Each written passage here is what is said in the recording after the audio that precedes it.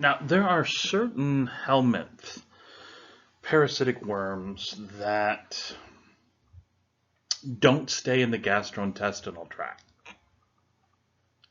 They may go on walkabout. They may migrate, burrow out of the stomach, the small or the large intestine, get into the surrounding tissues, ascend up through the diaphragm into the lungs, or may get into the circulatory system, the lymphatic system, to be carried throughout the body. So you may ingest the eggs. The eggs pass through the stomach, get into the small intestine, where they will hatch and become larvae. The larvae will then burrow out, and I mean burrow out, and get into the lungs, via the circulatory system, get into the heart, go elsewhere throughout the body. Because remember, once the larvae is in the bloodstream, it's going to get carried everywhere. They may, then exit out in the lungs, get coughed up, go through the stomach, which will cause the continuation of the larval development. You now have, mature adults that are now entering into the large intestine, which will begin reproduction, mating. You're passing out fertilized eggs, which will start this all over again. Depending upon what stage, where you're at in the life cycle of the parasite in the patient, the symptoms are going to be quite wide. Diarrhea, abdominal pain. Depending on, there's going to be, the eosinophils count are going to be way off. There's going to be could be fevers due to an overall body inflammatory response. All sorts of things. Great example of this is the genus Taenia. Okay, Taenia are the textbook tapeworms. Taenia solium, Taenia saginata. But here we're going to focus on Taenia solium as our example. An adult worm can be around on average about 5 meters long. For us Americans who think in feet, that's about 15 feet in length. You're going to have an anterior end that has a scolex. Scolex does not have a brain, it's not a head. Okay, it's just an anterior end that's going to have some form of an attachment mechanism. Suckers, as you see on the right there, suckers, or a crown of hooks. That's where the solium comes from, that crown of hooks. You get it by eating flesh that is contaminated with worms, larval worms, or has eggs. Taenia solium is commonly associated with pigs.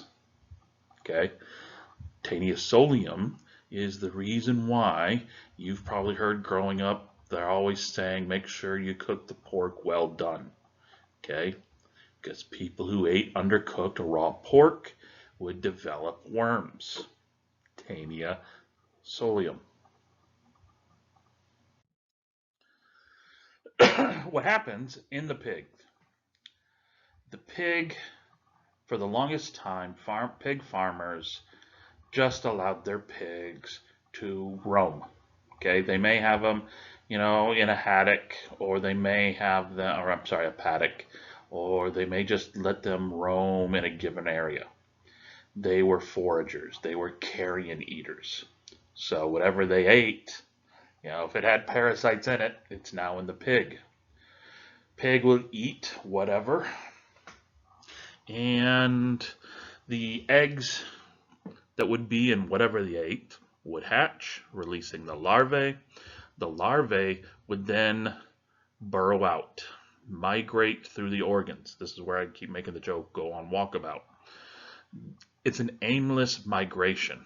They can migrate up through the diaphragm. They can migrate through the liver. and not through the bile ducts of the liver, but literally burrow through liver tissues, burrow through the spleen, into the musculature, the ribs, the arms, go everywhere. The larvae would then migrate to wherever they want to be, they preferentially muscle tissue, and then they would form a cyst. Because if this was some other animal, the cyst would be sitting there until the animal died or the animal was caught by a pig and eaten by the pig, and then, so on and so forth. So,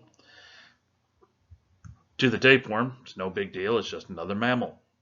Then those cysts would stay there, and that's where they would be. These cysts that are on walkabout, these larval stages, are known as cysticerci. They are infective. If you ingest them because you ate undercooked pork, those larvae would still, during the larval stage to go on walkabout, would just exit out your stomach, exit out your small intestine, go on walkabout in you until they hit a muscle, and then they would form a cyst. If you ingest the eggs, if a human ingests the eggs, ingests some of the larvae, some of the larvae will pass through the stomach. They won't go on walkabout because they're in the larval stages now where it's time to mature. They will stay in the gastrointestinal tract, pass through the small intestine, and as they're passing through the small intestine, maturation will be completed, and so that when they hit the large intestine, they now have a scolex, that anterior end that will attach to the large intestinal wall. Behind the scolex is a region that is filled with stem cells. These are the tissues that will begin producing different segments. They call these proglottids. Each proglottid, each segment, is a multicellular thing that within it is housed ovary tissue and testicular tissue. There's no digestive system, no nervous system. No reason for a digestive system because the worms are thin enough, of a narrow enough profile, so that as the food is being moved through the large intestine due to peristalsis, it will just run down the length of the tapeworm. And then any nutrients there will just be directly absorbed by the tapeworm. If you were to ingest the eggs, okay, the cysticerci are what's going to, become the mature tapeworm. If you ingest the eggs will hatch, and, well, there's really no difference between us and any other mammals. Okay, so as far as the tapeworm is concerned, eggs hatch, out comes a larvae, larvae burrow out, and go on a walkabout. Anatomically, there's very little difference between us and a pig. So you end up with these larvae, and you get clinical situation known as larval migrans. Okay, they're migrating through you. And while they're migrating, you are now going to be the host for cysticercosis. Okay, means you're going to have larvae swimming through your tissues, swimming through your muscles. They're going to hit a certain point where they're going to stop. And the larvae are going to form cysts. Here's the problem. Those cysts can form anywhere in your body. muscles, heart, lungs, your brain.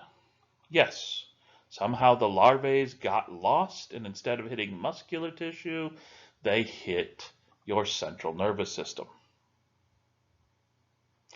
They theorized that 10% of the seizures that patients that have had a seizure, unexplained seizure, and make it to the ER, this could be the cause.